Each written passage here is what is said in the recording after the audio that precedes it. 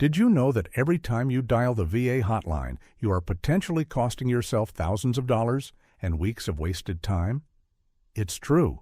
The VA system is a labyrinth, designed not necessarily to confuse you, but often requiring a level of precision and strategic communication that most people simply don't employ, especially when they are already stressed, frustrated, or dealing with urgent medical needs. This isn't just about being polite. This is about optimizing your interaction with a massive federal bureaucracy so you can secure the benefits you rightfully earned. We're talking about avoiding the 10 most costly mistakes that veterans and their families make every single day when they pick up the phone. Mistakes that turn a 5-minute query into a 5-week nightmare. Mistakes that delay claims, misdirect payments, and sometimes, tragically, put necessary medical care on hold. If you've ever hung up the phone feeling more confused than when you started, if you've ever waited hours only to be disconnected, or if you've ever received conflicting information from 2 different representatives, then this is the most critical information you will hear today. We are going to break down these 10 pitfalls, offering actionable strategies to ensure that your next call is efficient, effective, and gets you the definitive answers and actions you need. Understanding these errors isn't just about saving time. It's about protecting your financial future, your medical stability, and your peace of mind. The first and perhaps most pervasive error that drains time and resources is calling without having your full documentation immediately accessible and ready to go. This sounds basic, almost insulting in its simplicity, but the depth of this mistake is immense, and its ripple effects are catastrophic for your timeline. It's not enough to simply know your name and Social Security number. When you call the VA, regardless of the department, whether you are inquiring about a disability compensation claim, checking on educational benefits, or trying to schedule a primary care appointment, the representative must verify a multitude of data points, and the moment you have to say, "Hold on, let me find that," the clock starts ticking against you and against the hundreds of other veterans waiting in the queue. You must treat this call like a mission briefing where every piece of necessary intelligence is laid out before the mission begins. Think about the specific claim number, the date you filed the original intent to file, the exact date of your last compensation and pension, C&P exam, the name of the last representative you spoke with, and, crucially, the specific reference number or confirmation code from any recent online submission. If you are calling about a payment issue, you need the exact payment dates and amounts that you believe are incorrect. If you are calling about a medical bill, you need the facility name, the date of service, and the specific account number associated with that bill. To elaborate on the sheer volume of time wasted, consider this. A representative's average handling time, AHT, is a key performance indicator. When you are fumbling for details, that AHT increases, leading to internal pressure on the rep, and more importantly, it means they are multitasking, trying to pull up your file while waiting for you to find a piece of paper. This distraction significantly increases the chance of human error, meaning the rep might input the wrong code or pull up the wrong version of your file, leading to misinformation being dispensed. The simple act of having a dedicated VA folder or digital document ready listing these key identifiers transforms your interaction from a frustrating scavenger hunt into a focused, professional exchange.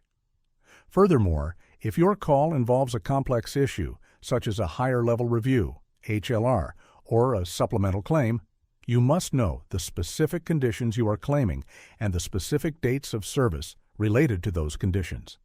Lacking this precision forces the representative to guess, or worse, to spend valuable minutes reading through hundreds of pages of digital history, which is inefficient for both parties.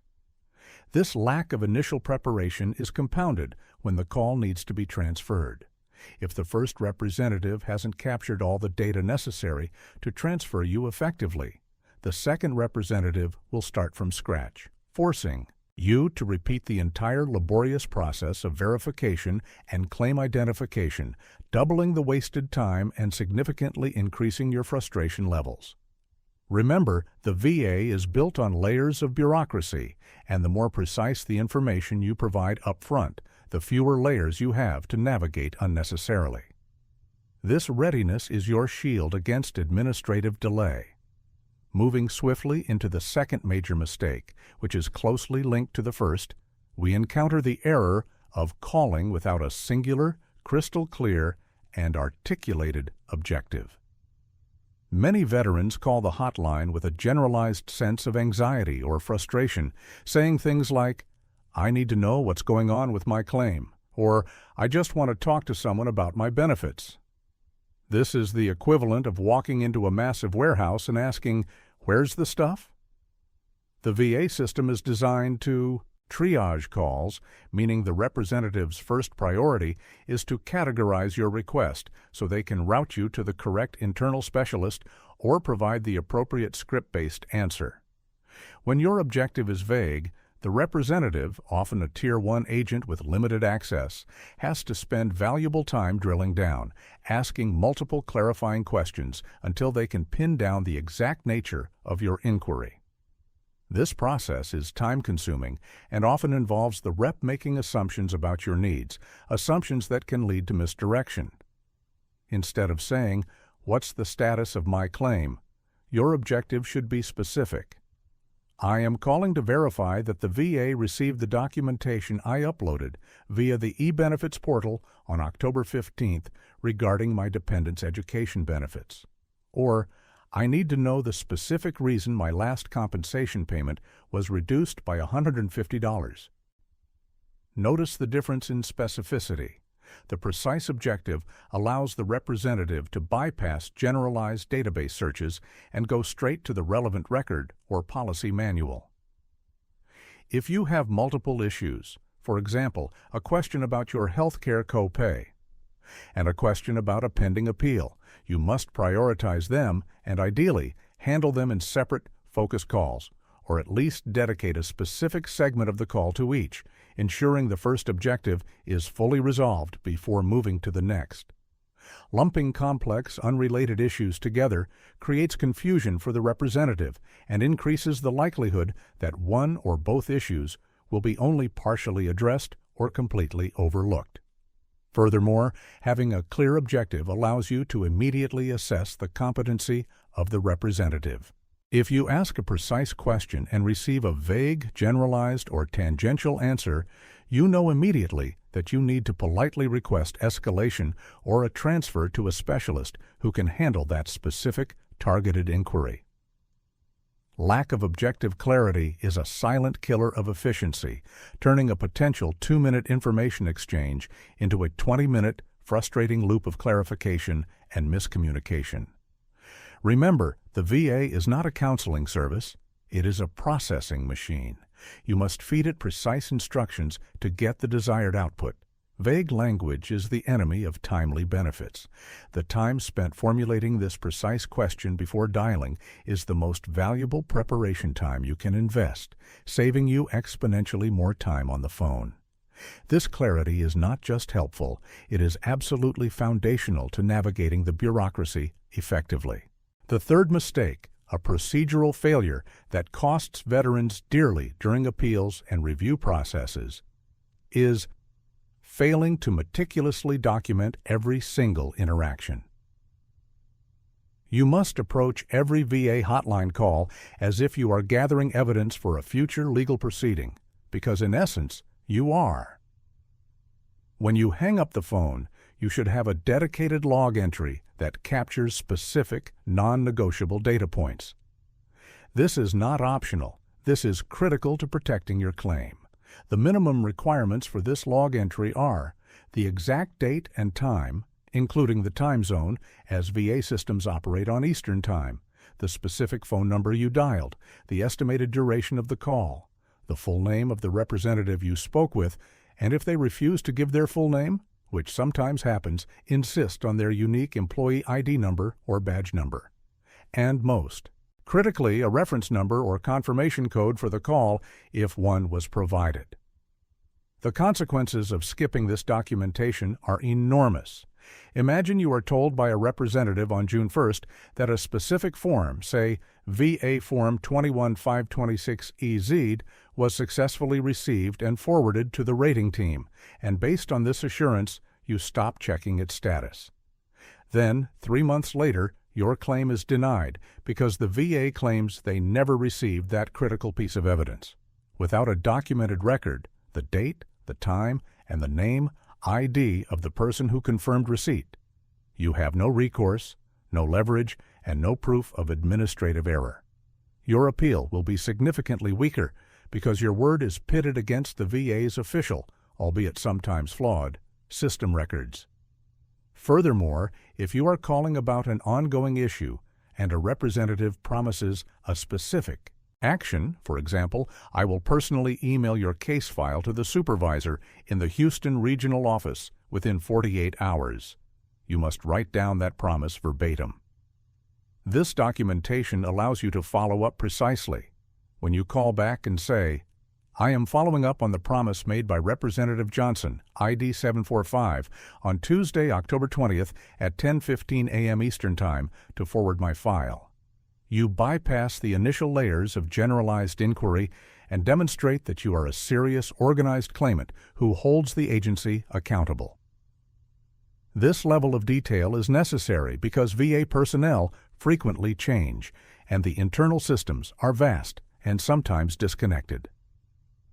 Your meticulous log is the only consistent thread connecting all your interactions. Not documenting is essentially signing away your ability to hold the VA accountable for any administrative misstep or misinformation, and that lack of accountability is a financial and temporal drain that can derail your entire benefits process. It is the cheapest and most effective insurance policy you can buy for your claim. We transition now to the fourth costly error, one rooted in frustration and impatience, which is prematurely terminating the call, either by hanging up while on hold or disconnecting during a transfer. The VA hold music is infamous. It is a test of patience, a psychological warfare waged against the veteran seeking assistance. The wait times can be excruciating, extending beyond 30 minutes, sometimes reaching an hour or more, especially during peak hours or after major policy changes. The mistake here is giving up just moments before your turn, believing that hanging up and redialing will somehow lead to a faster connection. Statistically, redialing almost always puts you back at the end of a very long digital queue, completely negating the time you have already invested. This is the definition of the sunk cost fallacy applied to customer service. You must recognize the time you have already spent waiting as valuable progress toward a resolution. If you have been on hold for 45 minutes, those 45 minutes are a crucial investment that you should not throw away by hanging up. You must be prepared for the long wait and commit to staying on the line, utilizing the time productively, perhaps reviewing your documents or writing down the precise questions you need answered. The second part of this mistake, disconnecting during a transfer, is even more insidious. When a Tier 1 representative determines that your specific issue requires a specialist, say someone in debt management or the foreign medical program, they initiate a transfer. This transfer process is often cumbersome and can involve a second, shorter hold time. Many veterans, having already waited a long time, hear the click of the transfer and the sudden silence or new music, assume the call has been dropped, and immediately hang up. This is a critical error. You must wait patiently for the second representative to pick up. A drop transfer means you have to start the entire process over, the initial identity verification, the explanation of the issue, and the wait time, all multiplied by 2. Before the transfer, always ask the first representative, will this be a warm transfer, where you introduce me to the next agent, or a cold transfer? And what is the direct extension or name of the department you are transferring me to, just in case we are disconnected? This proactive measure mitigates the risk of a complete loss of connection. Persistence is paramount in VA interactions, and hanging up prematurely is a guaranteed way to multiply your waiting time and delay your resolution. Treat the hold time not as a waste, but as a mandatory part of the process that must be endured to unlock the next level of service. The fifth costly error, one that often leads to veterans accepting incorrect or incomplete information as final, is assuming the first representative you speak with possesses the final authority or complete knowledge. The VA hotline is structured in tiers, similar to any large corporate customer service operation. The person who initially answers your call is typically a Tier 1 agent. Their role is primarily to verify your identity, understand the basic nature of your inquiry, and use standard operating procedures, SOPs, or scripted responses to address simple questions.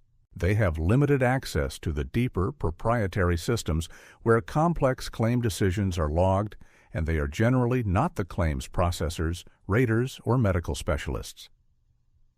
The mistake is accepting an answer like, "I don't see that form in your file," or "I can't tell you why your payment was reduced," as the definitive end of the inquiry.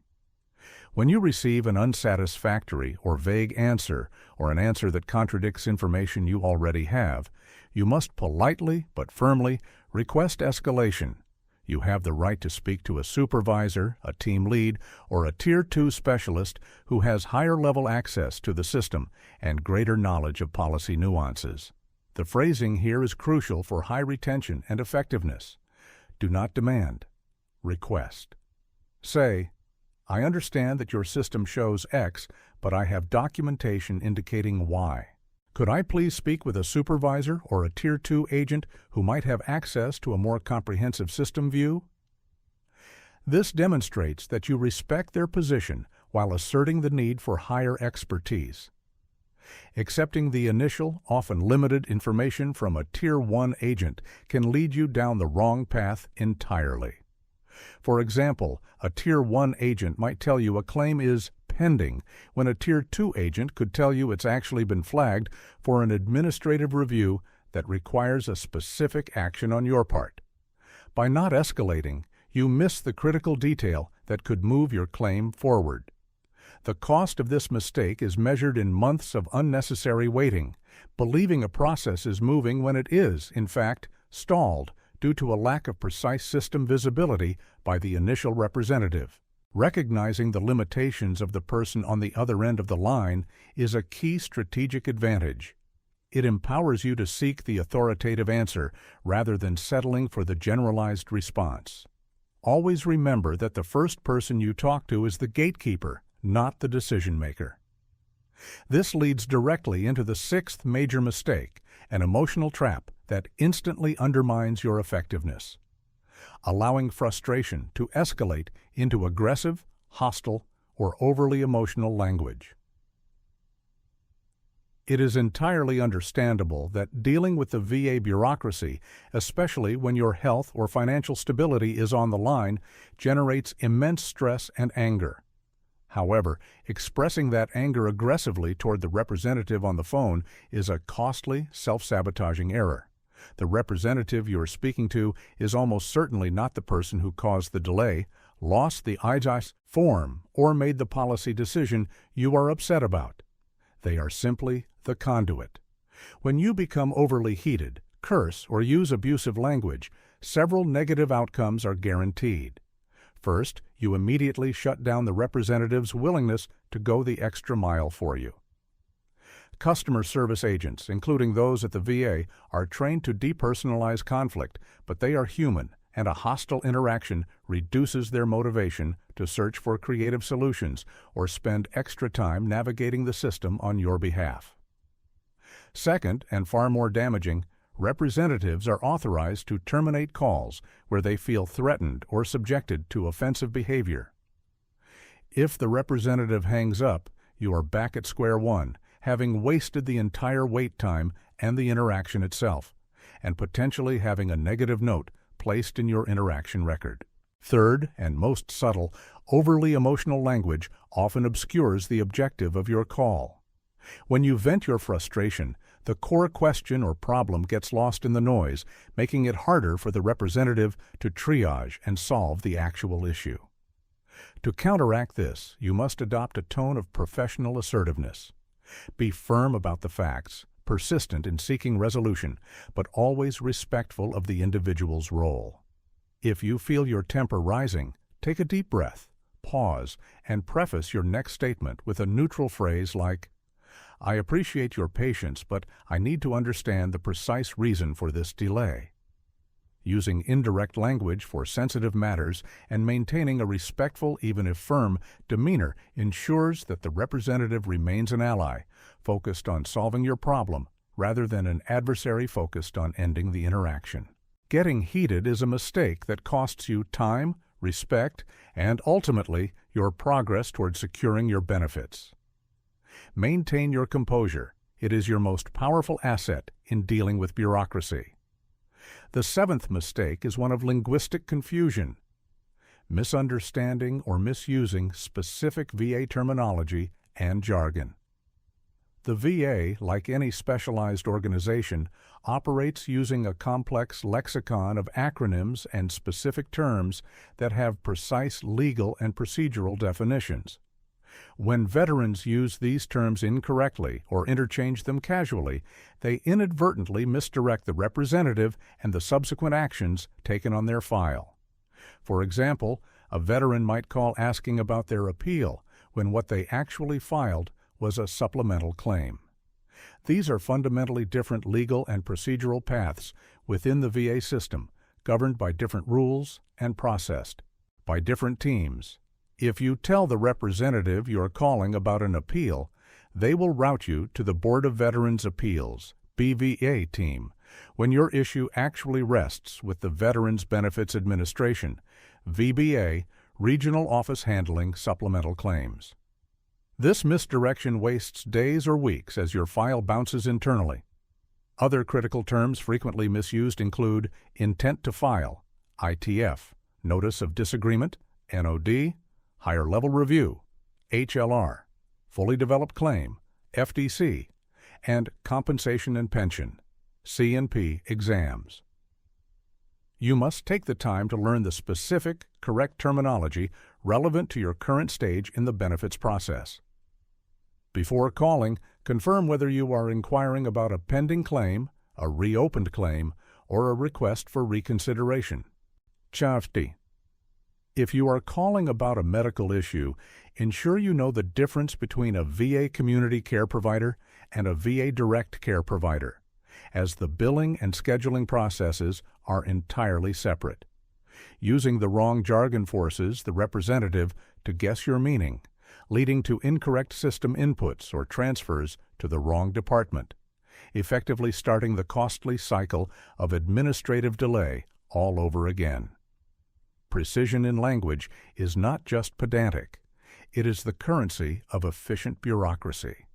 Ensure your vocabulary matches the VA's official definitions to guarantee accurate routing and resolution. We now turn to the eighth costly mistake, which is often dismissed as a minor administrative oversight, but carries massive consequences. Failing to verify and confirm all contact and personal identifying information during every call. Chat. You might assume that because you have been receiving benefits for years, the VA has your correct address, phone number, and banking information. This is a dangerous assumption. The VA operates multiple, sometimes siloed internal systems, VHA for health, VBA for benefits, etc., and updates in one system do not always automatically propagate correctly to all others. Furthermore, administrative errors occur frequently during data entry. The costly mistake here is failing to proactively confirm every piece of critical data every time you call, especially if you have recently moved, changed banks, or updated your primary email address. Imagine you are calling about a pending claim and the representative confirms your mailing address is correct. You hang up satisfied. However, the VA then sends a critical C&P exam appointment notice via mail, and because the representative failed to confirm your phone number. In the scheduling system, they cannot reach you when the mail is returned undeliverable. You miss the exam, the VA rules against you due to failure to prosecute, and your claim is denied. This catastrophic outcome stemmed from the failure to confirm all data fields. The necessary steps are simple. At the beginning of the call, once verified, ask the representative to confirm your current mailing address, your primary phone number, your email address on file, and, if relevant, the current direct deposit banking information they have on record. This small, proactive step serves as a vital cross-check against internal system inconsistencies and human error. If you are calling about a dependent, confirm their specific details as well. The cost of this mistake is missing critical deadlines, delayed payments, or worst of all, having sensitive personal information sent to an outdated or incorrect location. Never assume the VA systems are perfectly synchronized. Always verify the data they are currently viewing. The ninth common error is a classic routing failure. Calling the general VA hotline, the main 800 number, for issues that require a specific dedicated line. The VA maintains dozens of specialized hotlines designed to handle specific high-priority issues, and calling the general number for these specific needs is a guaranteed way to increase your wait time and delay resolution. The general line is for broad inquiries, status checks, and initial routing. If your issue falls into a specialized category, you must use the direct line. For instance, if you are experiencing a mental health crisis or suicidal ideation, calling the general number, even if they transfer you, adds precious minutes to reaching the veteran's crisis. Line VCL, which is staffed by specialized responders trained for immediate intervention. Similarly, if you have a specific question about your post-9/11 GI Bill or vocational rehabilitation, calling the general line means you will be transferred to the Education Service, which has its own dedicated phone number. The general representative has limited access to the detailed records managed by these specialized departments. Other areas that require direct dialing include the Debt Management Center, DMC, the Foreign Medical Program, FMP, and specific regional office hotlines for complex, localized issues. Calling the general line for a specialized issue results in a minimum of 2 wait times, the initial queue and the transfer queue, and often means the first representative has to spend time searching for the correct internal extension, increasing the chance of a dropped call or misrouted transfer. To avoid this costly mistake, you must research the specific, direct number for the VA service or department you need. Before you dial, if you are calling about a copay bill, use the Health Resource Center, HRC, number. If you are calling about a home loan guarantee, use the dedicated loan guarantee service line. Using the correct direct line streamlines the process, connects you immediately with a specialist who has the requisite system access, and significantly reduces your overall resolution time. The general number is a safety net. The direct lines are the express lanes. Finally, the 10th and perhaps most underestimated mistake is PARN, failing to proactively follow up on promised actions or deadlines. The VA system, due to its massive scale and volume of claims, is not self-correcting. If a representative promises that a form will be mailed, an email will be sent, or a supervisor will call you back within a specific time frame, e.g. within 7 to 10 business days, the costly mistake is assuming that action will happen automatically and perfectly. When the promised deadline passes without the promised action, the veteran who fails to follow up immediately risks allowing their claim to languish in administrative purgatory indefinitely. The VA doesn't have a system that flags, "Hey, Representative Smith forgot to send that form." It requires the veteran to be the proactive manager of their own claim timeline. You must treat the representative's promise as a task assigned to a third party, and you, the veteran, are the quality control manager. If the representative promises a callback in 3 days and 3 days pass, you must call back on the 4th day. You must use the documentation from Mistake 3, the representative's name, ID, and the exact promise made to initiate the follow-up call. Say, I am calling to follow up on the promise made by Representative Johnson, ID 745, on Tuesday, October 20th, to send the VA Form 1010EZ to my mailing address. That was due by the close of business yesterday, and I have not received it. This assertive, documented follow-up immediately flags the administrative lapse and forces the new representative to correct the error. Failing to follow up means you are relying on a complex, imperfect system to execute perfectly, which is statistically unlikely. This mistake costs veterans weeks, months, or sometimes years of delay simply because they waited passively for a promised action that never materialized. Persistence is not just about staying on hold. It is about actively managing the timeline and holding the system accountable for its commitments. These 10 mistakes, ranging from poor preparation and vague objectives to emotional escalation and passive follow-up, are the silent saboteurs of your benefits claim. Each one, individually, can cost you hours of frustration.